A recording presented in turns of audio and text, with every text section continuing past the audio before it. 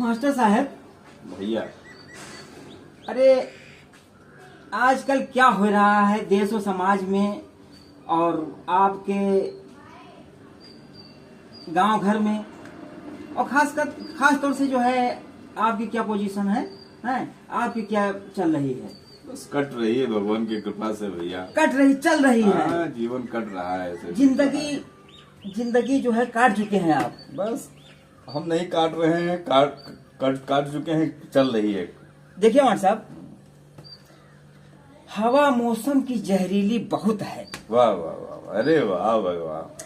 हवा मौसम की जहरीली बहुत है और जो अब तक जिंदगी जीली बहुत है। अरे वाह वाह वाह, बहुत को बहुत को बहुत को। हवा मौसम की जहरीली बहुत है और जो अब तक जिंदगी जीली बहुत है, और नशीली आंखों की मस्ती न पूछो, अरे अगर दो घूंट भी पीली बहुत है। वाह वाह वाह वाह वाह वाह वाह, बहुत अच्छा बहुत अच्छा बहुत अच्छा।